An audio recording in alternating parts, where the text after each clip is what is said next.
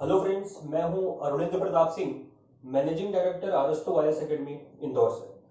तो दोस्तों, आज हमारे लेक्चर का जो टॉपिक है वो हम करेंगे मध्य प्रदेश के राष्ट्रीय उद्यान और अभयारण्यों के बारे में।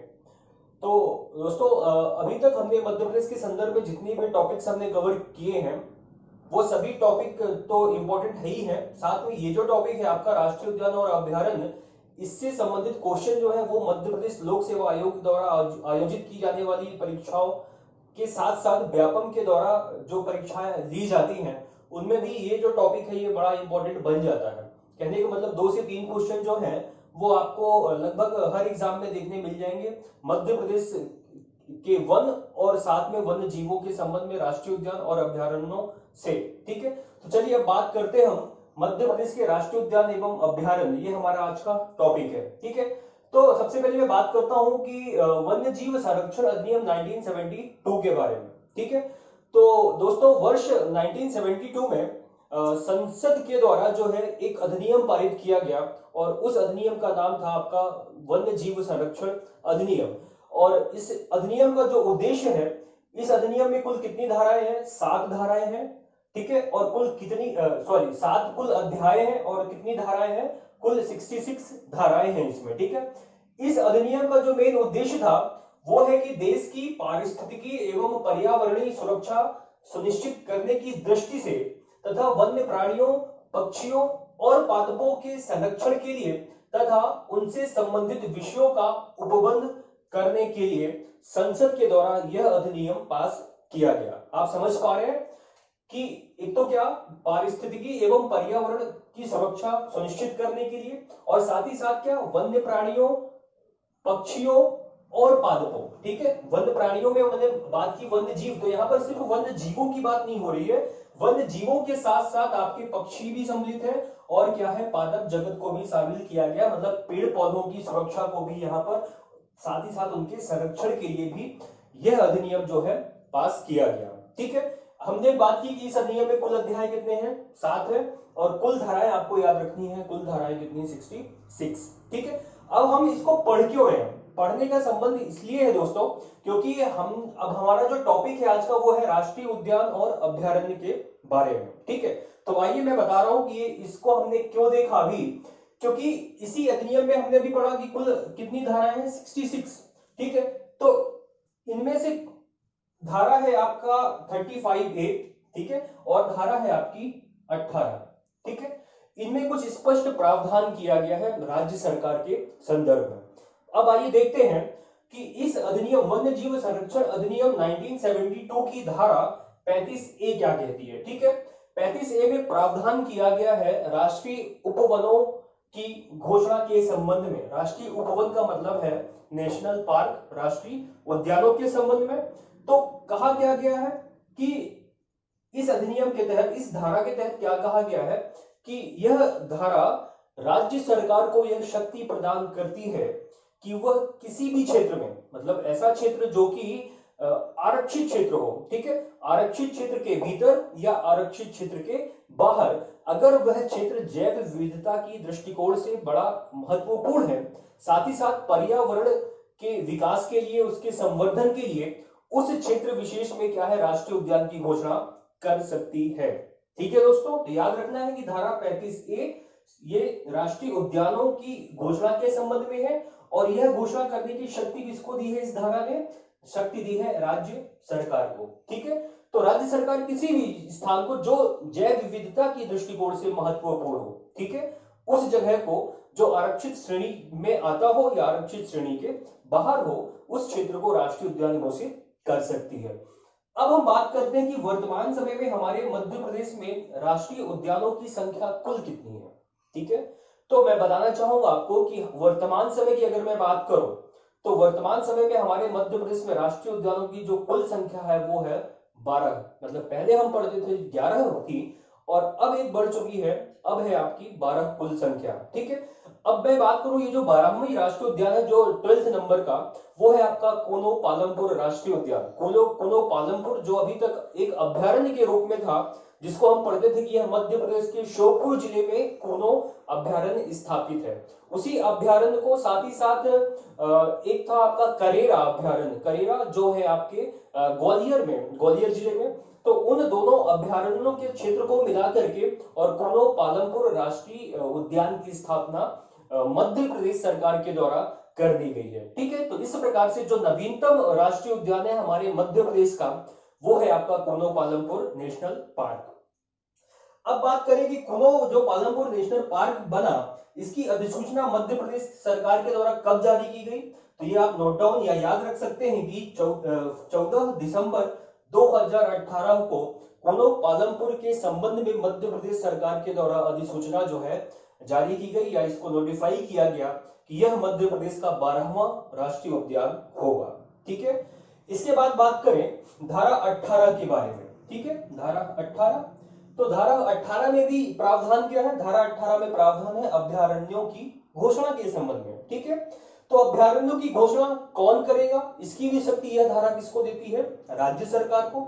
इस धारा 18 में लिखा है कि यह धारा राज्य सरकार को शक्ति प्रदान करती है कि वह किसी भी महत्वपूर्ण या जैव विविधता वाले क्षेत्र जिसमें पर्यावरण की दृष्टिकोण से अगर उस क्षेत्र का विकास करना है, संवर्धन करना है, तो राज्य सरकार उस क्षेत्र को क्या घोषित कर सकती है, अभ्यारण्य की घोषणा कर सकती है। लेकिन वो जो क्षेत्र होगा वो आपका संरक्षित क्षेत्र में होना चाहिए। अभी चूंकि मैं ऐसा वर्ड इसलिए कह रहा हूं, अभी जब हमने वन पढ़ा था तो वन में हमने देखा था कि जो मध्य प्रदेश का जो रिकॉर्डेड फॉरेस्ट एरिया है वो लगभग आपका 94,689 वर्ग किलोमीटर है। ठीक है, और इस इतने बड़े क्षेत्रफल में हमने आरक्षित क्षेत्र देखे थे, संरक्षित देखा था हमने, और हमने देखा था अवर्गीकृत क्षेत्र। ठीक है, तो उसके भी मैं बात करूंगा, लेकिन पहले इसको समझ ले थोड़ा सा कि धारा 18 जो है राज्य सरकार को यह शक्ति प्रदान करती है कि राज्य सरकार किसी भी जैव विविधता वाले स्थान को जो है अभ्यारण्य घोषित कर सकती है। तो वर्तमान समय में हमारे मध्य प्रदेश में अभ्यारण्यों की कुल संख्या कितनी है, तो वर्तमान समय में हमारे मध्य प्रदेश में अभ्यारण्यों की संख्या 31 मिलती है। ठीक है, तो हालांकि जैसा मैंने अभी बताया कि जो कुनो पालमपुर राष्ट्रीय उद्यान है जो नवीनतम है, वो दो अभ्यारण्यों के क्षेत्र को मिलाकर के बनाया गया है। एक है आपका कुनो अभ्यारण्य था और दूसरा है आपका करेरा जो था आपका ग्वालियर में।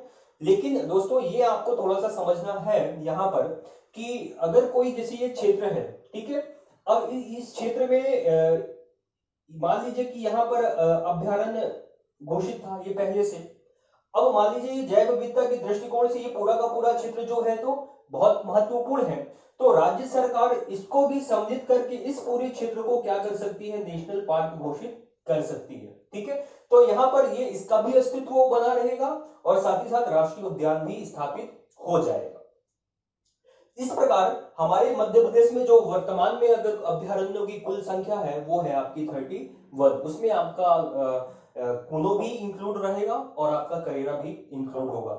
इसके बाद में बात करूं थोड़ा सा, ये जो डायग्राम आप देख रहे हैं यहाँ पर, ये मैंने बनाने की कोशिश की है। मान लीजिए कोई भी नेशनल पार्क होता है, उस नेशनल पार्क में को हम 3 भागों में बांट देते हैं। ठीक है, तो ये 3 भागों में, जैसे कि एक ये बीच वाला जो मैंने रेड कलर से किया है ये कहलाता है आपका कोर एरिया।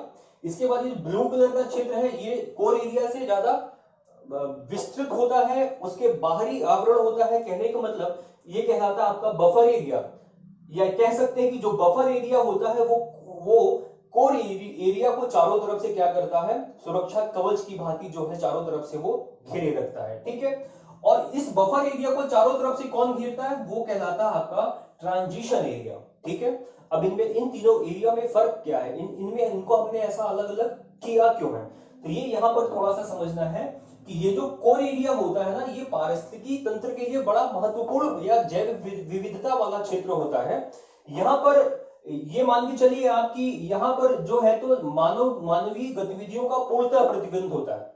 यहाँ पर ना तो कोई मानव जा सकता है इस क्षेत्र में, ठीक है, और ना ही आप यहाँ के पेड़ों की कटाई कर सकते हो, और ना ही यहाँ पर किसी प्रकार की आप जीव हत्या कर सकते हो, ना ही अनुसंधान कार्य कर सकते हो। कहने का मतलब है पूर्णतः प्रतिबंधित होता है इस क्षेत्र में जाना। यहाँ तक कि जो स्थानीय समुदाय होते हैं, जिनको हम वनवासी भी बोलते हैं, जो जंगल में निवास करने वाले लोग होते हैं, उनको भी इस क्षेत्र में जाना पूर्णतः प्रतिबंधित होता है। ठीक है, कोर एरिया में। इसके बाद बात करें हम जो बफर एरिया होता है, तो बफर एरिया हमने बात की थी कि वो कोर एरिया को चारों तरफ से घिरे रहता है, ठीक है। यहाँ पर कड़ाई बहुत रहती है, लेकिन यहाँ पर जो है तो कानून में थोड़ा सा नरमी आ जाती है। यहाँ पर भी हालांकि पेड़ों की कटाई व जो है जीव हत्या पर प्रतिबंध रहता है, लेकिन जो स्थानीय समुदाय के लोग रहते हैं वो यहाँ पर अपना घर बना करके रह सकते हैं। जो वैज्ञानिक हैं वो वैज्ञानिक अनुसंधान करने के लिए वो यहाँ पर आ सकते हैं। इस प्रकार कुछ छूट जो है यहाँ बफर क्षेत्र में दी जाती है। जबकि जो स्थानीय समुदाय है वो अगर राज्य सरकार से परमिशन लेती है तो वो पेड़ों की कटाई वगैरह भी कर सकती है, लेकिन परमिशन लेने के बाद, ठीक है। इसके बाद मैं बात करूं, जो ट्रांजिशन एरिया होता है ये सबसे एक बाहरी आवरण होता है, ठीक है। और इस बाहरी आवरण में यहाँ पर सिर्फ पेड़ों की कटाई को लेकर के और जीव हत्या को लेकर के सभी प्रकार की मानवीय गतिविधियां संचालित हो सकती हैं, ठीक है। तो ये पूरा क्षेत्र होता है। तो इन तीनों क्षेत्रों को मिला करके आप बना सकते हैं, ये क्या कहला गया आपका नेशनल पार्क, ठीक है। अब इस नेशनल पार्क में जो ये बीच वाला सेंटर है ये बहुत सुरक्षित होता है, यहाँ पर आप नहीं जा सकते हो। इसके बाद है बफर एरिया और इसके बाद है ट्रांजिशन एरिया, ठीक है। तो ये जो ट्रांजिशन एरिया है, अब इसी क्षेत्र को आप ऐसा कर सकते हो कि जो कोर एरिया कहलाया आपका, ये है आपका आरक्षित क्षेत्र। इसके बाद जो बफर एरिया है ये है आपका संरक्षित क्षेत्र, और ये जो ट्रांजिशन एरिया है ये है आपका अवर्गीकृत क्षेत्र, ठीक है। अब इन्हीं कोर एरिया में आपका जो, जैसे कि हम पढ़ते हैं कि हमारे मध्य प्रदेश में लगभग जो है तो वर्तमान समय में 12 राष्ट्रीय उद्यान है, और 12 राष्ट्रीय उद्यानों में लगभग 6 राष्ट्रीय उद्यानों में टाइगर प्रोजेक्ट भी संचालित है। तो टाइगर प्रोजेक्ट अगर संचालित होगा तो संभवतः वो किस क्षेत्र में होगा, आपका कोर एरिया में होगा, ठीक है। इसके बाद जो बफर एरिया है यहाँ पर आप जो है तो अभ्यारण्यों की स्थापना वगैरह कर सकते हैं, ठीक है। तो ये जो आपके संरक्षित क्षेत्र है, इन क्षेत्रों में आप जो है अभ्यारण्यों की स्थापना कर सकते हैं। तो ये तो बात थी वन्य जीव संरक्षण अधिनियम 92 के संबंध में, ये अभ्यारण्यों की स्थापना और साथ ही साथ राष्ट्रीय पार्कों की स्थापना के संबंध में।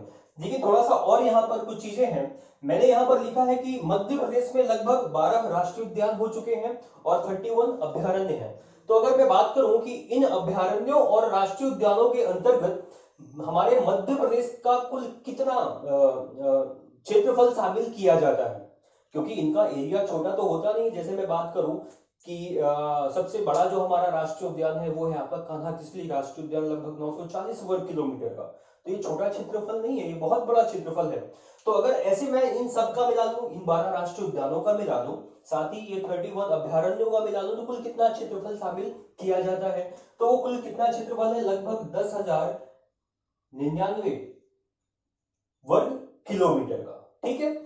अब सोचिए जरा सा कि मैंने अभी बात की थी कि हमारे मध्य प्रदेश में जो वनावरण है वो कितना है, 94,689 वर्ग किलोमीटर, ठीक है। अब इनमें से लगभग मान के चलिए कि 11,000 वर्ग किलोमीटर का क्षेत्र इन्हीं अभ्यारण्यों और इन राष्ट्रीय उद्यानों और अभ्यारण्यों के अंतर्गत आता है। फिर मैं बात करूं कि ये जो क्षेत्रफल हमने यहाँ पे लिखा है जो कि नेशनल पार्क और अभ्यारण्यों के अंतर्गत आता है, उसी क्षेत्रफल में आप 9,012 वर्ग किलोमीटर का जो क्षेत्रफल है वो वन क्षेत्र में शामिल किया जाता है, ठीक है। मतलब कहने का कि इनके अंतर्गत जितना क्षेत्रफल है ये, इसको हमने वन क्षेत्र में भी शामिल किया हुआ है, ठीक है। तो ये थे कुछ फैक्ट आपके जिनको थोड़ा बहुत आपको याद रखना है। अब हम बात करते हैं हमारे मध्य प्रदेश के जो राष्ट्रीय उद्यान है, 12 राष्ट्रीय उद्यान। चलिए अब बात करते हैं हम मध्य प्रदेश के राष्ट्रीय उद्यानों की, ठीक है। तो यहाँ पर मैंने मध्य प्रदेश का मैप बनाया है, और इस मैप में मैंने अभी हमने जैसा कि पढ़ा कि हमारे मध्य प्रदेश में जो कुल राष्ट्रीय उद्यानों की संख्या है वह 12 है, ठीक है। तो मैंने 12 के 12 राष्ट्रीय उद्यानों को यहाँ पर डिनोट किया है विद उनके जिलों के संबंध में, ठीक है, कि किस जिले में कौन सा नेशनल पार्क है। तो आइए सबसे पहले हम शुरुआत करते हैं कि आपको ध्यान देना है कि कौन सा राष्ट्रीय उद्यान मध्य प्रदेश के किस जिले में। हालांकि उनका विस्तार जो है 1 से 2 या 3 जिलों में भी पाया जाता है, लेकिन मोस्टली उनका जो कहां पर स्थापित है वो उनके जिलों के नाम से। तो पहले बात करते हैं हम, ये तो हमारा नवीनतम है जैसा कि हमने पढ़ा अभी कि जो श्योपुर में बना है अभी नवीनतम मध्य प्रदेश का 12वां राष्ट्रीय उद्यान, जिसका नाम है कोनो पालमपुर नेशनल पार्क, एक आपको याद रखना है। फिर दूसरा है आपका जो शिवपुरी में, ठीक है, शिवपुरी जिले में कौन सा है आपका माधव नेशनल पार्क या माधव राष्ट्रीय उद्यान के नाम से, ठीक है। फिर तीसरा है आपका पन्ना जिले में, पन्ना में है, पन्ना के ही नाम से पन्ना राष्ट्रीय उद्यान। इसके बाद है आपका सीधी जिला में, सीधी जिला में है आपका संजय गांधी नेशनल पार्क। पहले इसको डुबरी राष्ट्रीय उद्यान के नाम से जानते थे, हालांकि बाद में इसका नाम परिवर्तित हो गया, डुबरी अभ्यारण्य अभी भी सीधी जिले में है और इसका नाम परिवर्तित होकर हो गया संजय गांधी राष्ट्रीय उद्यान। इसके बाद है आपका उमरिया जिला, ठीक है। उमरिया जिले में कौन सा है, बांधवगढ़ नेशनल पार्क, ठीक है। इसके बाद आप ले लें डिंडोरी, डिंडोरी में है घुघुआ जीवाश्म या इसको कह सकते हैं आपकी घुघुआ फॉसिल जीवाश्म नेशनल पार्क, ठीक है। फॉसिल मतलब होता है जहां पर बहुत बहुत करोड़ों वर्ष पुराने हमें पेड़ पौधों के जीवाश्म प्राप्त हुए हैं, इसलिए उसका नाम पड़ा फॉसिल जीवाश्म राष्ट्रीय उद्यान, ठीक है। जो कि शायद घुघुआ नामक स्थान पर है, तो उनके नाम से ही इसका नाम पड़ गया घुघुआ फॉसिल राष्ट्रीय उद्यान, डिंडोरी जिला में। फिर बात करते हैं मंडला जिला में, मंडला जिला में है आपका मध्य प्रदेश का सबसे बड़ा नेशनल पार्क जिसका नाम है आपका कान्हा किसली राष्ट्रीय उद्यान, ठीक है। हम बाकी डिटेलिंग अभी आगे करेंगे। इसके बाद है आपका छिंदवाड़ा जिला में, छिंदवाड़ा में है आपका पेंच राष्ट्रीय उद्यान और इसका नाम परिवर्तित कर दिया गया क्योंकि इसका विस्तार मध्य प्रदेश के साथ साथ महाराष्ट्र में भी था, महाराष्ट्र में भी इसका जो एरिया आता है उसको भी पेंच नाम से जाना गया। तो ये जो पेंच का नाम परिवर्तित करके क्या कर दिया गया, इंदिरा प्रियदर्शनी राष्ट्रीय उद्यान, ठीक है। इसके बाद बात करें होशंगाबाद में है आपका सतपुड़ा नेशनल पार्क, सतपुड़ा राष्ट्रीय उद्यान। फिर है आपका भोपाल, भोपाल में है वन विहार राष्ट्रीय उद्यान। इसके बाद खंडवा जिले में है ओमकारेश्वर नेशनल पार्क और धार जिले में है आपका डायनासोर जीवाश्म नेशनल पार्क, ठीक है। जहां पर डायनासोर की हमें कंकाल प्राप्त हुए हैं, उनके अंडे भी आज भी वहां पर जो है तो सुरक्षित रखे हुए हैं। तो ये तो थी बात हमारे मध्य प्रदेश के 12 राष्ट्रीय उद्यानों की और उनके जिलों के संबंध में, ठीक है, कि किस जिले में कौन सा राष्ट्रीय उद्यान है। लेकिन यहाँ पर एक चीज और देखना होगा आपको कि मैंने यहाँ पर कुछ नेशनल पार्क ऐसे हैं जिन पर मैंने ब्लू कलर से जो है गोला बनाया हुआ है। तो देखिए कौन कौन सा है, सतपुड़ा नेशनल पार्क, इंदिरा प्रियदर्शनी, ठीक है। इसके बाद है कान्हा किसली, फिर है आपका बांधवगढ़ नेशनल पार्क, आपका है संजय गांधी नेशनल पार्क और है आपका पन्ना राष्ट्रीय उद्यान। तो मैंने ये क्यों बनाया, क्योंकि जितने भी ये नेशनल पार्क हैं इनकी संख्या कुल कितनी है अगर मैं बात करूं तो आप काउंट भी कर सकते हैं, 1 2 3 4 5 और 6। ये 6 जो राष्ट्रीय उद्यान है, इन राष्ट्रीय उद्यानों में आपका टाइगर प्रोजेक्ट क्या है, संचालित है, ठीक है। टाइगर प्रोजेक्ट क्या है, ये एक मतलब कि एक ये कार्य योजना थी, एक ये प्रोजेक्ट था जिसके तहत बाघों को संरक्षित करना था उनके प्राकृतिक आवास में। कहने का मतलब जहां पर वो रह रहे हैं वहीं पर टाइगरों को क्या करना था, हमें उनको संरक्षण देना था ताकि उनकी जो संख्या है वो बढ़ सके, ठीक है। संख्या क्यों बढ़ सके, क्योंकि लगभग 19वीं शताब्दी में हमारे भारत की ही मैं बात करूं, लगभग विश्व के 70% जो बाघ हैं वो हमारे भारत में पाए जाते हैं और लगभग 19वीं शताब्दी में इनकी संख्या लगभग 40,000 के आसपास थी। लेकिन फिर कालांतर में जो है, तो अगर मैं बात करूं वर्ष 2006 की, तो हमारे मध्य प्रदेश भारत भर में लगभग 1400 के समथिंग बाघ बचे और उसके बाद से फिर बाघों की गणना भी स्टार्ट हो गई, उसको हम आगे के लेक्चर में करेंगे, ठीक है। तो ये जो 6 राष्ट्रीय उद्यान है इनमें नेशनल टाइगर प्रोजेक्ट जो है संचालित है, ठीक है। तो ये मात्र 6, अभी हम जब अभ्यारण्यों की बात करेंगे तो वहां पर एक नाम मिलेगा आपको, रातापानी अभ्यारण्य, ठीक है। रातापानी सेंचुरी जो कि मध्य प्रदेश के रायसेन जिले में है। तो रातापानी अभ्यारण्य में भी आपका टाइगर प्रोजेक्ट संचालित है। तो कुल संख्या कितनी हो गई अगर मैं बात करूं तो आपके 6 तो नेशनल पार्क हो गए और साथ में एक हो गया आपका अभ्यारण्य, ठीक है। अगर कभी आपसे क्वेश्चन पूछता है कि मध्य प्रदेश के कितने राष्ट्रीय उद्यानों में टाइगर प्रोजेक्ट संचालित है, ठीक है, तब आंसर क्या होगा आपका, 6 होगा, ठीक है, 6, क्योंकि ये 12 राष्ट्रीय उद्यान है ना, इन 12 राष्ट्रीय उद्यानों में सिर्फ कितनों में संचालित है, 6 में, ठीक है। अगर पूछता है कि मध्य प्रदेश में कुल कितने टाइगर प्रोजेक्ट हैं तो फिर संख्या हो जाएगी आपकी बढ़कर 6 और 1 7, क्योंकि रातापानी अभ्यारण्य है, रातापानी अभ्यारण्य में भी आपका टाइगर प्रोजेक्ट संचालित है, ठीक है। अगर मैं थोड़ा सा और बढ़कर के बात करूं तो आपको पता है कि टाइगर प्रोजेक्ट की जो शुरुआत हुई वो 1973 में हुई, ठीक है। इसकी भी शुरुआत जो है, इसका जो देखरेख करने वाला मंत्रालय है वो भारत सरकार का, वो आपका वन, पर्यावरण एवं जलवायु परिवर्तन मंत्रालय है, ठीक है। इसके अधीन जो जो है तो ये कार्य योजना संचालित होती है, ठीक है। तो 1973 से जो है 1973 से यह टाइगर प्रोजेक्ट की शुरुआत हुई और लगभग यह सर्वप्रथम 1 अप्रैल 1973 में भारत के 9 राष्ट्रीय उद्यानों में एक साथ संचालित हुई, ठीक है। उनमें से एक था आपका क्या, मध्य प्रदेश का कान्हा-किसली राष्ट्रीय उद्यान। अगर मैं यहां पर बात करूं कि भारत का कौन सा नेशनल पार्क पहला था, फर्स्ट नेशनल पार्क जहां पर टाइगर प्रोजेक्ट की शुरुआत हुई, हालांकि 1 अप्रैल 1973 को, 1 अप्रैल 1973 को एक साथ 9 नेशनल पार्क में स्टार्ट हुई, ठीक है, 9 राष्ट्रीय उद्यानों में। लेकिन उनमें भी पहला कौन सा था, तो पहला था आपका जिम कॉर्बेट राष्ट्रीय उद्यान, जो कि आपके उत्तराखंड में है, ठीक है। इन 9 में फिर शामिल था आपका कौन सा, कान्हा-किसली राष्ट्रीय उद्यान, जो कि हमारे मध्य प्रदेश का पहला राष्ट्रीय उद्यान है जहां पर टाइगर प्रोजेक्ट संचालित हुआ, ठीक है। अब बात करता हूँ, यही टाइगर प्रोजेक्ट है, आपने सुना होगा नाम कैलाश सांखलिया का, जिनको टाइगर प्रोजेक्ट का जन्मदाता कहा जाता है भारत के संदर्भ में, जबकि विश्व के संदर्भ में हम गैनीफीन का फोर्ड का नाम याद करते हैं। तो कैलाश सांखलिया जो है वो भारत में प्रोजेक्ट टाइगर के फर्स्ट डायरेक्टर भी यही थे, और भारत में प्रोजेक्ट टाइगर का जन्मदाता भी इन्हें ही कहा जाता है, ठीक है। तो चलिए, ये तो थी सामान्य जानकारी। हम आगे की लेक्चर में बात भी करेंगे प्रोजेक्ट टाइगर का कि किस अभयारण्य में कब संचालित हुआ, ठीक है। तो अब बात करते हैं हम मध्य प्रदेश का जो सबसे बड़ा राष्ट्रीय उद्यान है, कान्हा-किसली नेशनल पार्क की।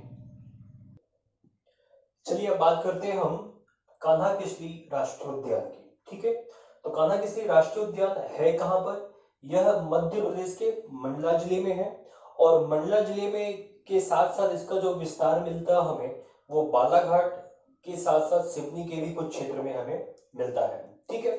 अब बात करते हैं कि कान्हा-किसली राष्ट्रीय उद्यान जो है ये 1933 में अभय वन के रूप में स्थापित किया गया, ठीक है।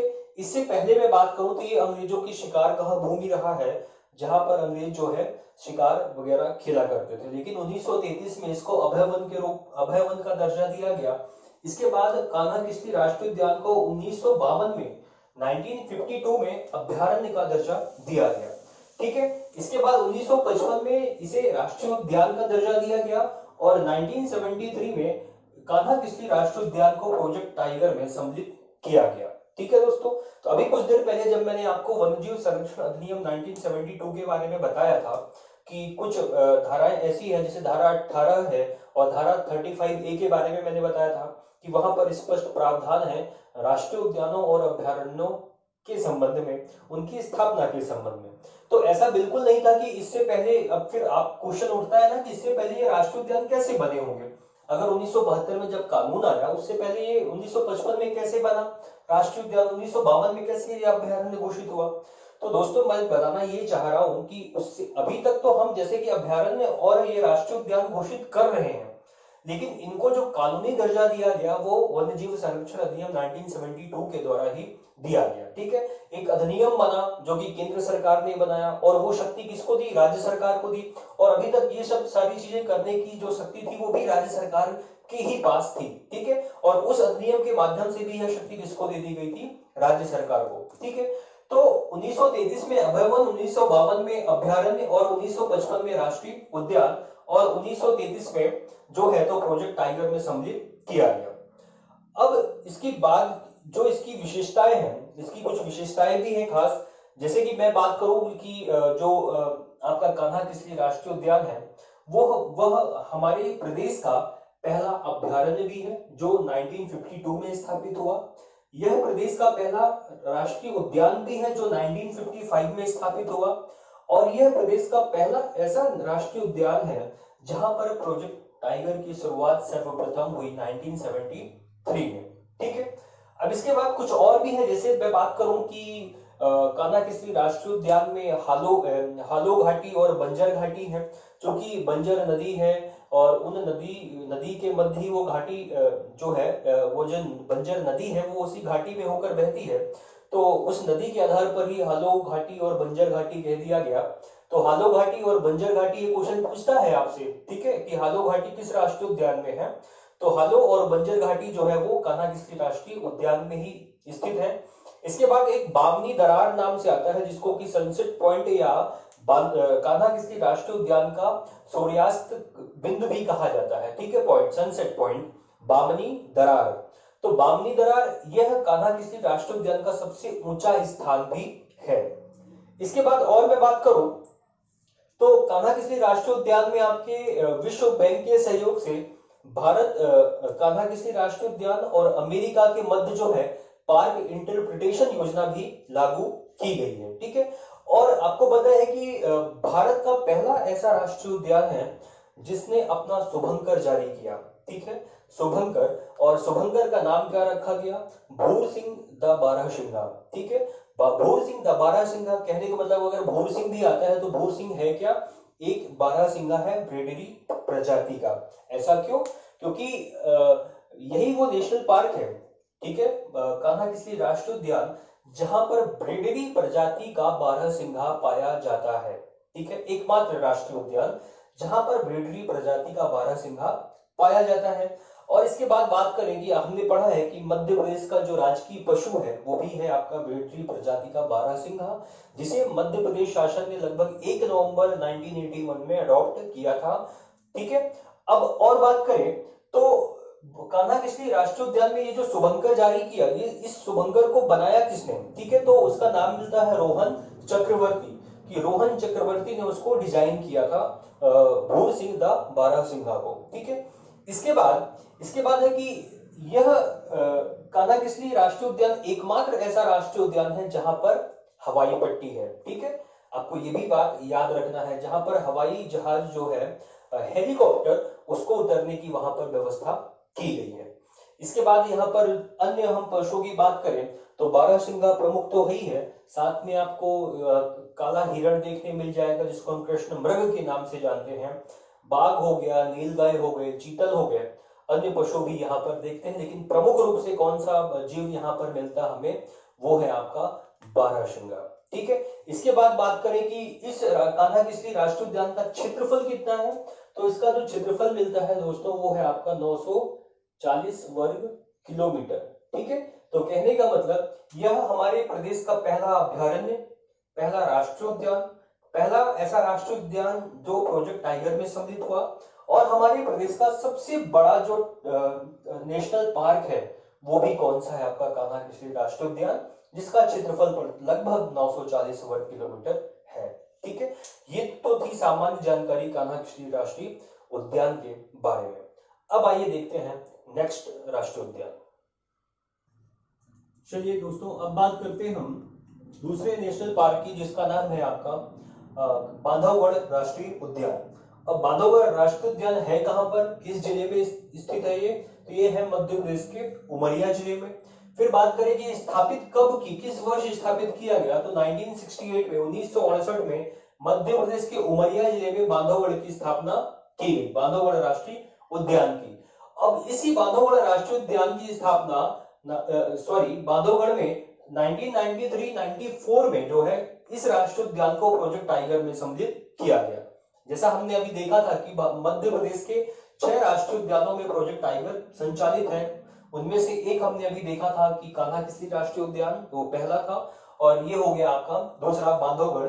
हालांकि अभी जब हम ये नेशनल पार्क कर लेंगे उसके बाद मैं एक टेबल बना दूंगा और उस टेबल में क्रमशः कब कब और किस किस राष्ट्रीय उद्यान को टाइगर प्रोजेक्ट में सम्मिलित किया गया, किस वर्ष किया गया, वो सारी चीजें आपको क्रमशः मिल जाएंगी, ठीक है। तो 1993-94 में प्रोजेक्ट टाइगर इसमें सम्मिलित किया गया। बांधवगढ़ नेशनल पार्क का जो क्षेत्रफल है वो है 448 वर्ग किलोमीटर, ठीक है। अब इसकी कुछ खास विशेषताएं हैं, क्योंकि ये जो नेशनल पार्क है ये बहुत चर्चित रहा है। क्यों, बात करते हैं। अब ये इस बांधवगढ़ राष्ट्रीय उद्यान में लगभग बाघों का सर्वाधिक घनत्व पाया जाता है, ठीक है। आपको ध्यान देना है थोड़ा सा, सर्वाधिक घनत्व की बात मैं कर रहा हूं, सर्वाधिक संख्या की नहीं, ठीक है। बाघों की जो सर्वाधिक संख्या मिलती है हमें मध्य प्रदेश के में, वो कान्हा किसली राष्ट्रीय उद्यान में मिलती है, ठीक है। अभी जो बाघों की गणना हुई और जो 2018 में जो रिपोर्ट भी आई, तो उस रिपोर्ट के आधार पर भी कान्हा किसली राष्ट्रीय उद्यान में बाघों की सर्वाधिक संख्या मिली। जबकि बाघों का जो सर्वाधिक घनत्व मिलता है हमें, डेंसिटी, वो कहां पर मिलता है, बांधवगढ़ राष्ट्रीय उद्यान में, ठीक है। यहाँ पर कहा जाता है कि प्रत्येक 8 वर्ग किलोमीटर में एक बाघ आपको देखने मिल जाएगा, ठीक है। इसके बाद बात करें कि जो बांधवगढ़ राष्ट्रीय उद्यान है वो 32 पहाड़ियों से घिरा हुआ है, ठीक है। तो ये भी क्वेश्चन पूछा जा चुका है कि 32 पहाड़ियों से घिरा हुआ कौन सा राष्ट्रीय उद्यान है, तो वह है आपका बांधवगढ़ राष्ट्रीय उद्यान। अब इसकी कुछ खास विशेषताएं, आपने कभी ना कभी सीता बाघिन का नाम सुना होगा, सुंदरी बाघिन का नाम सुना होगा, ठीक है। ये मादा बाघ है, जिसमें कि आपका है सीता और सुंदरी, ठीक है, सीता सुंदरी। ये जो सीता है इसके बारे में नेशनल ज्योग्राफी जो चैनल है डिस्कवरी, उसमें भी काफी इसका जो है तो एक वीडियो जो है प्रसारित हुआ था, जिसके कारण ये बहुत चर्चित हुई थी सीता। और ये जो सुंदरी है ये चूंकि एक बाघिन है और ये भी काफी चर्चा का विषय रही है, और कालांतर में वर्ष 2018 में इसको सतकोशिया नेशनल पार्क उड़ीसा में क्या कर दिया गया, शिफ्ट कर दिया गया, ठीक है। तो आपको बस थोड़ा सा जबकि एक बाघ का भी नाम मिलता है जिसका नाम है आपका चार्जर, ठीक है। ये बाघ है और इस बाघ के नाम पर वहां पर एक चार्जर पॉइंट भी बनाया गया है, ठीक है। तो ये चार्जर बाघ है, सीता और सुंदरी ये दोनों बाघिन है। तो ये तो कुछ फैक्ट है आपके बांधवगढ़ नेशनल पार्क की। चलिए अब बात करते हैं अपने नेक्स्ट, चलिए अब बात करते हैं हम पेंच राष्ट्रीय उद्यान की। अब पेंच राष्ट्रीय उद्यान स्थित कहां पर है, वह मध्य प्रदेश के छिंदवाड़ा और सिवनी जिलों के साथ लगा हुआ है। पेंच राष्ट्रीय उद्यान ही प्रदेश का ऐसा राष्ट्रीय उद्यान है, प्रथम तो नहीं कह सकते क्योंकि अभी हम बात करेंगे संजय गांधी की, वह भी मध्य प्रदेश और छत्तीसगढ़ में विस्तारित है। जबकि मैं पेंच की बात कर रहा हूं, यह मध्य प्रदेश के साथ साथ महाराष्ट्र से भी अपनी सीमा साझा करता है। तो महाराष्ट्र में जो हिस्सा आता है वो पेंच के नाम से जाना जाता है। जबकि जो पेंच राष्ट्रीय उद्यान है, इस राष्ट्रीय उद्यान का वर्ष 2002 में नाम परिवर्तित कर दिया गया, और नाम परिवर्तित करके इसका नाम क्या कर दिया गया, इंदिरा प्रियदर्शनी, ठीक है। तो अब आप इसको पेंच ना कह के इंदिरा प्रियदर्शनी कहेंगे तो ज्यादा अच्छा रहेगा, ठीक है।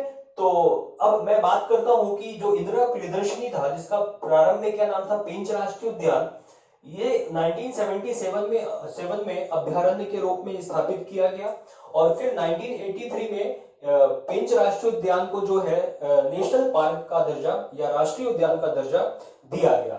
इसके बाद बात करें, ये भी जो है आपका पेंच राष्ट्रीय उद्यान, इसको भी 1992 में प्रोजेक्ट टाइगर में सम्मिलित किया गया, ठीक है। इसका जो क्षेत्रफल लगभग है वो 292 वर्ग किलोमीटर इसका क्षेत्रफल है, जो सिर्फ और सिर्फ मध्य प्रदेश में आता है ना, इसमें महाराष्ट्र का शामिल नहीं है।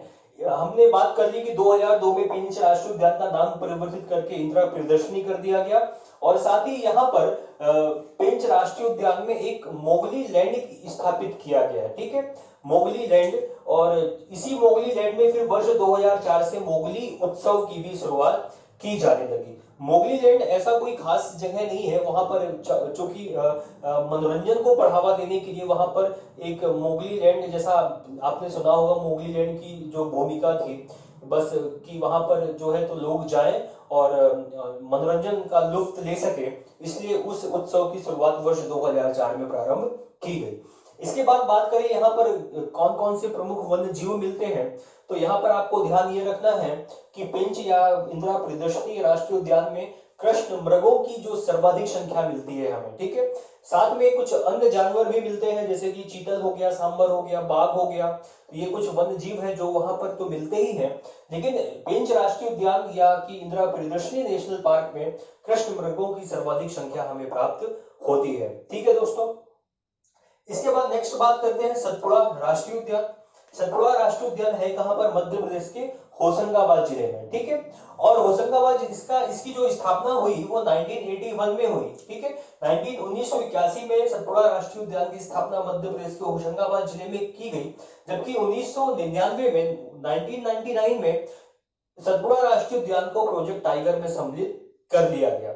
इसका जो कुल क्षेत्रफल है वो है आपका 528 वर्ग किलोमीटर, लगभग 528 वर्ग किलोमीटर का। और खास बात इसकी आपको पता है कि सतपुड़ा राष्ट्रीय उद्यान जो कि ये तवा नदी के यहां से होकर के गुजरती है, तो साथ ही साथ जो मध्य प्रदेश की सबसे ऊंची चोटी है धूपगढ़, वो भी इसी सतपुड़ा राष्ट्रीय उद्यान का ही हिस्सा है। और मध्य प्रदेश का जो पहला बायोस्फीयर रिजर्व क्षेत्र है या जैव आरक्षित क्षेत्र है वो भी आपका था पचमढ़ी, जिसको कि लगभग 1999 में जो है घोषित किया गया है ना। तो लगभग, हालांकि सतपुड़ा राष्ट्रीय उद्यान का क्षेत्रफल 528 है, लेकिन जो जैव मंडल आरक्षित क्षेत्र है उसका जो क्षेत्रफल है लगभग वो 4928 वर्ग किलोमीटर का है, या मोटा मोटा कहें तो लगभग 5000 वर्ग किलोमीटर का जो क्षेत्रफल है उसको हमने सतपुड़ा जैव मंडल आरक्षित क्षेत्र वर्ष 1999 में भारत सरकार के द्वारा उसे घोषित किया गया, ठीक है। तो ये तो तथ्य थे सतपुड़ा राष्ट्रीय उद्यान के संदर्भ में। अब आइए बात करते हैं नेक्स्ट नेशनल पार्क। चलिए अब बात करते हैं हम मध्य प्रदेश के 5वें राष्ट्रीय उद्यान के पन्ना राष्ट्रीय उद्यान के बारे में। तो पन्ना राष्ट्रीय उद्यान वैसे तो मध्य प्रदेश के पन्ने जिले में है स्थित, लेकिन इसका जो विस्तार मिलता है हमें वो पन्ना के साथ साथ मध्य प्रदेश के छतरपुर जिले में भी देखने मिलता है, ठीक है। अब इसका जो कुल क्षेत्रफल है वो लगभग 543 वर्ग किलोमीटर देखने मिलता है। इसकी स्थापना वर्ष 1981 में की गई, जबकि 1994 में पन्ना राष्ट्रीय उद्यान को टाइगर प्रोजेक्ट में सम्मिलित किया गया, ठीक है। याद रखना आपको, 1994 में टाइगर प्रोजेक्ट में शामिल किया गया, जबकि 1981 में स्थापित किया गया। और कुछ विशेषताएं हैं पन्ना राष्ट्रीय उद्यान की। अब आपको पता है कि पन्ना राष्ट्रीय उद्यान में जो है तो केन नदी पन्ना राष्ट्रीय उद्यान से ही होकर प्रवाहित होती है, और जो Ken Betwa link project start किया गया उसके अंतर्गत कुछ जो क्षेत्रफल है वो पन्ना राष्ट्रीय उद्यान का वो डूब क्षेत्र में आ रहा था, जो कि एक विवाद का विषय था। लेकिन जो कि पन्ना राष्ट्रीय उद्यान की जो जैव विविधता है उसको खतरा देखते हुए वो विवाद शुरू हुआ था, लेकिन बाद में उसको जो है सॉर्ट आउट कर दिया गया और वो परियोजना जो है संचालित हो रही है। तो अगर कभी पूछता है तो केन बेतवा लिंक परियोजना जो है वो किस राष्ट्रीय उद्यान से होकर गुजरती है, तो वो आंसर होगा आपका पन्ना राष्ट्रीय उद्यान से, ठीक है। और पन्ना राष्ट्रीय उद्यान के संबंध में अगर यहाँ पर आपको घूमने जाना है तो छतरपुर जिले में आपको पता है वहां पर एक पर्यटन स्थल है खजुराहो। खजुराहो से जो है तो विमान सेवा भी आपको मिल जाएगी अगर आपको पन्ना राष्ट्रीय उद्यान जो है जाना है तो। इसके बाद बात करें कि रेप्टाइल पार्क की स्थापना की गई। रेप्टाइल पार्क का मतलब है कि जो रेंगने वाले जीव है, जैसे कि मैं बात करूं जो मगरमच्छ हो गए, जो घड़ियाल है, उन घड़ियालों के संरक्षण के लिए यहाँ पर रेप्टाइल पार्क भी स्थापित किया गया है पन्ना राष्ट्रीय उद्यान में, ठीक है। और पन्ना राष्ट्रीय उद्यान में ही वर्ष 2011 में प्रदेश का तीसरा जैव आरक्षित क्षेत्र जो है इस राष्ट्रीय उद्यान के एरिया को जो है घोषित किया गया, ठीक है। हमने पढ़ा था अभी कि पहला था हमारा पचमढ़ी, दूसरा था अचानकमार और तीसरा है आपका वर्ष 2011 में पन्ना राष्ट्रीय उद्यान के क्षेत्र को जो है जैव मंडल आरक्षित क्षेत्र घोषित किया गया। इसके बाद नेक्स्ट है आपका संजय डोगरी राष्ट्रीय उद्यान, ठीक है। ये मध्य प्रदेश का 6वां नेशनल पार्क हम पढ़ रहे हैं जिसमें टाइगर प्रोजेक्ट संचालित है, ठीक है। तो इसकी स्थापना जो हुई वो 1983 में स्थापित हुआ और 2008 में टाइगर प्रोजेक्ट में इसको सम्मिलित किया गया संजय डोगरी को। अगर मैं इसकी विस्तार की बात करूं तो संजय डोगरी राष्ट्रीय उद्यान मध्य प्रदेश के सीधे जिले में है, जबकि इसका विस्तार हमें छत्तीसगढ़ में भी देखने मिलता है, ठीक है। तो छत्तीसगढ़ में जो संजय डोगरी राष्ट्रीय उद्यान का जो क्षेत्र पड़ता है उसे वहां पर गुरु घासीदास राष्ट्रीय उद्यान के नाम से जाना जाता है। इसका जो क्षेत्रफल है वो लगभग 466 वर्ग किलोमीटर का है और यही राष्ट्रीय उद्यान प्रदेश का ऐसा पहला राष्ट्रीय उद्यान है जहां से वर्ष 1951 में पहला व्हाइट टाइगर देखा गया और जिसे कि राजा रीवा महाराजा मार्तंड सिंह के द्वारा पकड़ा गया था, ठीक है। तो पहला बात ये भी थोड़ा सा आपको याद रखना है। तो ये फैक्ट हो गए हमारे मध्य प्रदेश के 6 राष्ट्रीय उद्यान के बारे में जहां पर प्रोजेक्ट टाइगर संचालित है। तो चलिए अब मैंने देखिए एक टेबल बनाई है। इस टेबल में जो कि अभी तक हमने 6 राष्ट्रीय उद्यानों के बारे में पढ़ लिया है, और ये राष्ट्रीय उद्यान जो थे वैसे राष्ट्रीय उद्यान है जहां पर टाइगर प्रोजेक्ट संचालित है। ठीक है, तो जो कि अब जो शेष बचे हुए राष्ट्रीय उद्यान है उनको हमें पढ़ना तो है, लेकिन चूंकि उनमें टाइगर प्रोजेक्ट संचालित नहीं है, इसलिए मैंने एक टेबल बनाई है जिसमें राष्ट्रीय उद्यान का नाम लिखा है। उसके बाद उस राष्ट्रीय उद्यान का स्थापना वर्ष या कब किस वर्ष उसको राष्ट्रीय उद्यान घोषित किया गया, और उसके बाद किस वर्ष उस राष्ट्रीय उद्यान को प्रोजेक्ट टाइगर में सम्मिलित किया गया।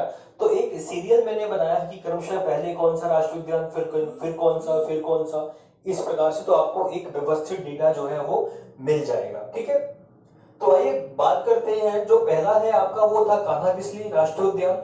स्थापना कब राष्ट्रीय उद्यान बना? 1955 में, और प्रोजेक्ट टाइगर में सम्मिलित होने का वर्ष कौन है? 1973। तो ये याद रखना है। तो मतलब कि मध्य प्रदेश का पहला कौन सा ऐसा राष्ट्रीय उद्यान है जो प्रोजेक्ट टाइगर में सम्मिलित हुआ, तो वो है आपका कान्हा किसली राष्ट्रीय उद्यान। इसके बाद दूसरा है, बात करें इंदिरा प्रियदर्शनी नेशनल पार्क राष्ट्रीय उद्यान, तो इसको हम पेंच नाम भी कह सकते हैं। पेंच राष्ट्रीय उद्यान पहले था, फिर 2002 में बदल कर क्या हो गया? इंदिरा प्रियदर्शनी राष्ट्रीय उद्यान। कब स्थापना हुई इसकी? 1983 में, और प्रोजेक्ट टाइगर में कब सम्मिलित हुआ? 1992 में। ठीक है, इसके बाद पन्ना है आपका, पन्ना नेशनल पार्क। ये स्थापित कब हुआ? 1981 में, प्रोजेक्ट टाइगर में सम्मिलित हुआ 1993 में। इसके बाद है आपका बांधवगढ़ राष्ट्रीय उद्यान, स्थापित हुआ 1968 में, प्रोजेक्ट टाइगर में सम्मिलित हुआ 1994 में। ठीक है, फिर है आपका सतपुड़ा राष्ट्रीय उद्यान, 1987 में स्थापित हुआ, और 1999 या 2000 में आपका ये राष्ट्रीय प्रोजेक्ट टाइगर में सम्मिलित हुआ। ठीक है, तो वैसे संभवतः जो इसकी एज जो ईयर मिलता है वो 2000 मिलता है। अगर ऐसा भी आता है तो आप जो है 1999 या 2000 कर सकते हैं। इसके बाद संजय डोगरी नेशनल पार्क जो कि सीधी में है, स्थापित हुआ 1983 में, और प्रोजेक्ट टाइगर में सम्मिलित हुआ 2008 में। ठीक है, तो ये तो थे आपके 6 नेशनल पार्क। अब इनको थोड़ा सा ध्यान देने योग्य बात ये है कि अगर इसको आप एक मैप बनाते हैं मध्य प्रदेश का, और वहां पर 6 जो है नेशनल पार्क डिनोट कर लेते हैं, तो आपको याद रहेगा कि वो नेशनल पार्क एक्चुअली में है कहां पर। वो ऊपर था, नीचे है, इस पूर्वी ओर था, पश्चिमी तरफ था, मध्य में था। तो आपको थोड़ा सा दिमाग में एक इमेज बनती है, और उस इमेज के माध्यम से आप चीजों को बेहतर तरीके से याद रख पाएंगे। तो यहाँ पर ये देखेंगे तो जो पहला है आप वो ध्यान में रख लेंगे। पहला तो पता ही है कि कान्हा किसली राष्ट्रीय उद्यान है। इसके बाद क्रमशः 92, 93, 94 में 3 राष्ट्रीय उद्यानों को टाइगर प्रोजेक्ट में सम्मिलित किया गया। कौन कौन से हैं वो याद कर लें आप, और ईयर जो है अपने आप ऑलरेडी याद हो जाएंगे। 1973 के बाद 1992, 93, 94, और इसके बाद 2000 और 2008 में। ठीक है, तो ये हो गए आपके 6 नेशनल पार्क जहां पर टाइगर प्रोजेक्ट संचालित है। अब देखते हैं हम जो शेष बचे राष्ट्रीय उद्यान है। चलिए अब बात करते हैं हम, नेक्स्ट है अपना वन विहार राष्ट्रीय उद्यान की। तो वन विहार राष्ट्रीय उद्यान है कहां पर? तो वन विहार राष्ट्रीय उद्यान की स्थापना जो है वो भोपाल शहर में की गई, और इसकी स्थापना कब की गई थी? 1979 में की गई भोपाल शहर में, लेकिन राष्ट्रीय उद्यान का दर्जा वन विहार को कब मिला? 1983 में। ठीक है, तो जब आप अपने भोज तालाब देखा होगा, जिसको हम बड़ा तालाब के नाम से जानते हैं, जो कि भोपाल में है, तो बस उसके जस्ट ऊपर ही तरफ जो है इस राष्ट्रीय उद्यान की स्थापना वहां पर की गई है। ये बहुत छोटा है, ज्यादा बड़ा नहीं। इसका जो कुल क्षेत्रफल है वो 4.45 वर्ग किलोमीटर ही है। ठीक है, लेकिन फिर भी इसकी कुछ विशेषताएं हैं अपनी जो इसको खास बनाती है। वो ये है कि इस राष्ट्रीय उद्यान को यह मध्य प्रदेश का पहला ऐसा राष्ट्रीय उद्यान है जिसे कि आईएसओ सर्टिफिकेशन प्राप्त है। ठीक है, तो आईएसओ 9001 और 2008 प्रमाणित प्राप्त है इसको। ठीक है, इसके बाद बात करें तो वन विहार राष्ट्रीय उद्यान जो है, राष्ट्रीय उद्यान होने के साथ साथ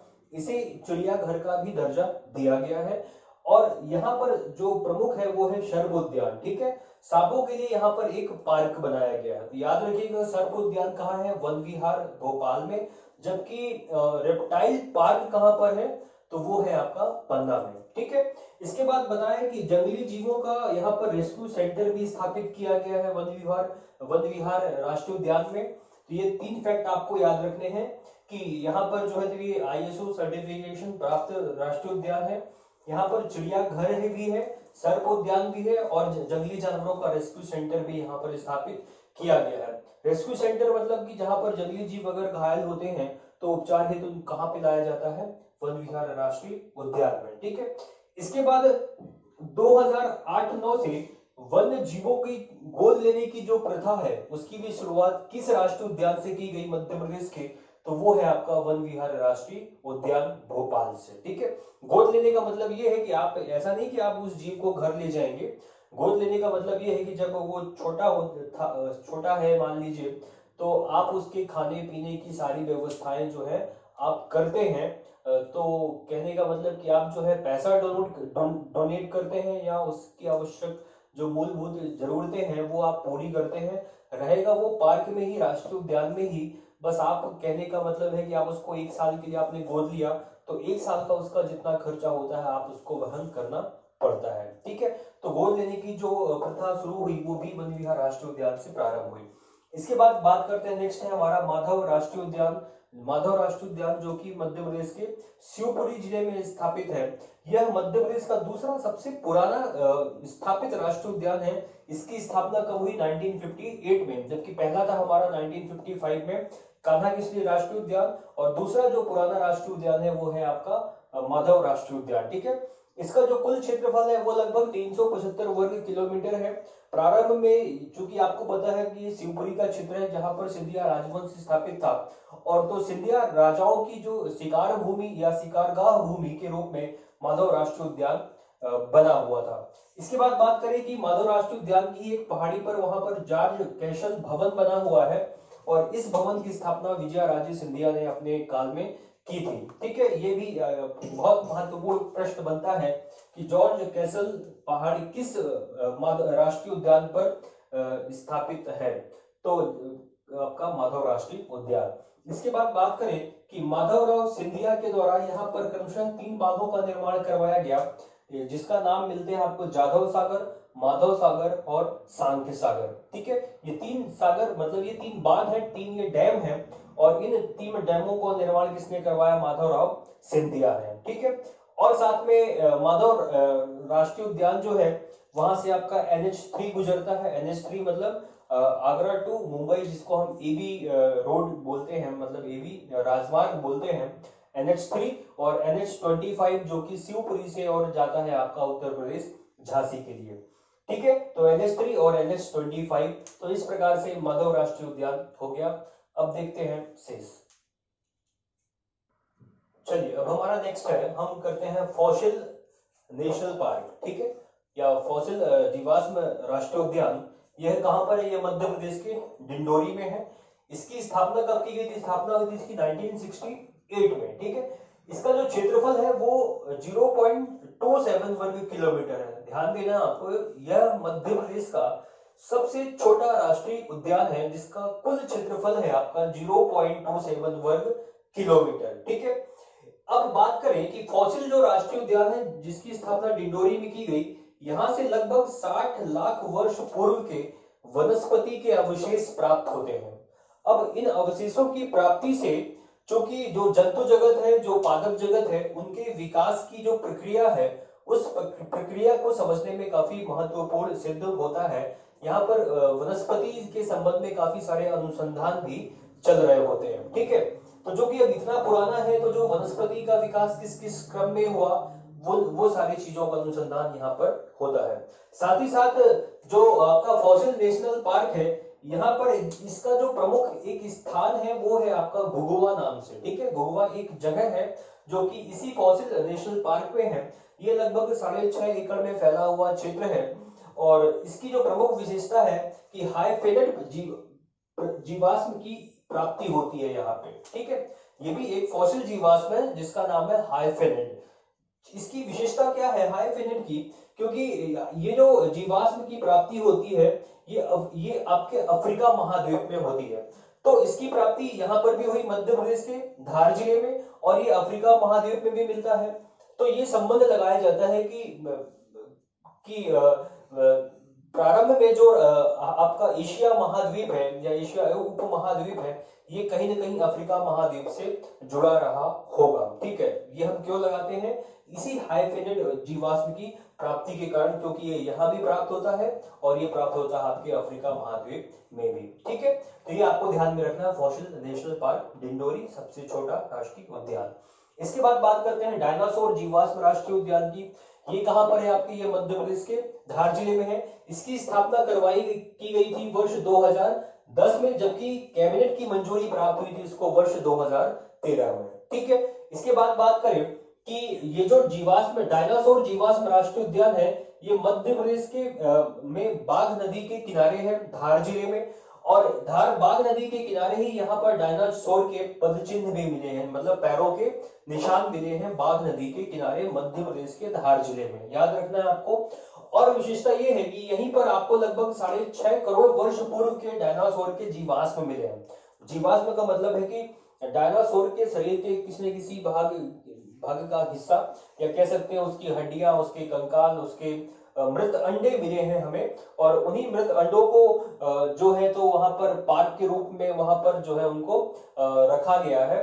साथ ही साथ जो डायनासोर पार्क के रूप में उस उद्यान को विकसित भी किया गया है, ताकि लोगों का वहां पर जाए और अधिक से अधिक मनोरंजन बच्चों का, लोगों का हो सके। ठीक है, तो डायनासोर जैसे कि जुरासिक पार्क थी, आपने एक मूवी देखी होगी हॉलीवुड में, तो उस पार्क की तर्ज पे वहां पर जो है तो डायनासोर पार्क भी स्थापित किया गया है। ठीक है, तो ये था आपका डायनासोर जीवाश्म राष्ट्रीय उद्यान धार में, और इधर हमने किया था फॉसिल राष्ट्रीय उद्यान डिंडोरी। चलिए अब बात करते हैं हम ओमकारेश्वर नेशनल पार्क। ये है कहां पर? ओमकारेश्वर मध्य प्रदेश के खंडवा जिले में। इसके संबंध में बस बहुत कम जानकारियां मिलती हैं कि जैसे कि इसकी स्थापना कब की गई, तो स्थापना इसकी वर्ष 2004 से की गई और अभी तक लगातार चल रही है।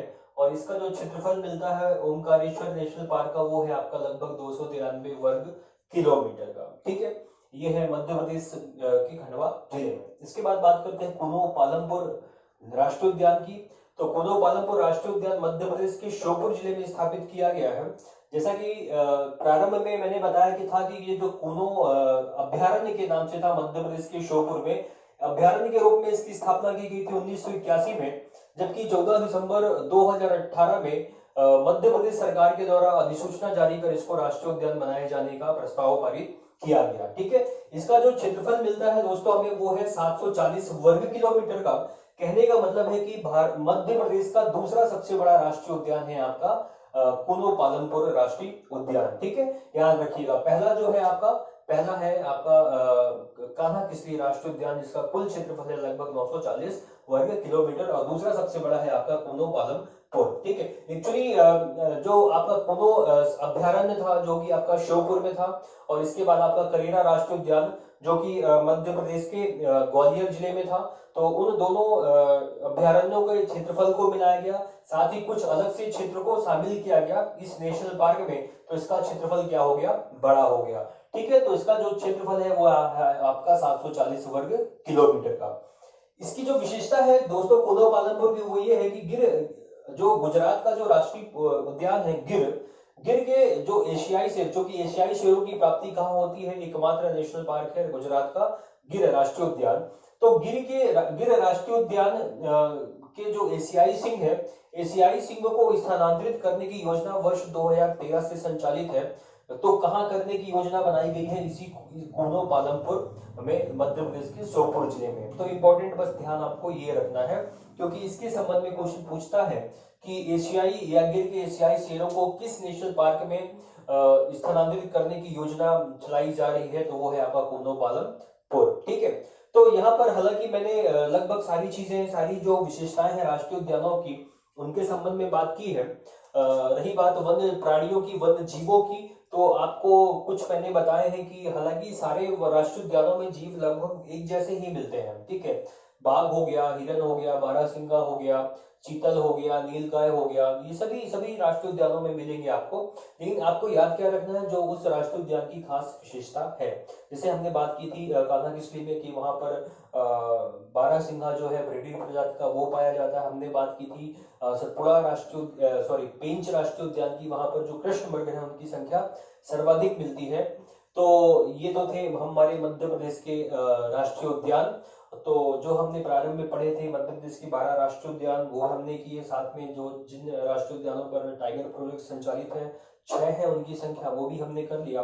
अब एक बचा है आपका रातापानी, उस पर भी टाइगर प्रोजेक्ट संचालित है, लेकिन उसको जब हम अभ्यारण्य पढ़ेंगे तो वहां पर हम उसको कवर कर लेंगे। ठीक है दोस्तों, तो चूंकि अभी लेक्चर जो है बहुत बड़ा हो रहा है तो आज का यहीं पर समाप्त करते हैं आज का टॉपिक अपना। और मध्य प्रदेश के अभ्यारण्य और मध्य प्रदेश या भारत में बाघों की गणना संबंधी जो रिपोर्ट आई है चौथे क्रम की वर्ष 2018 में, उसको हम अपने नेक्स्ट लेक्चर में देखते हैं।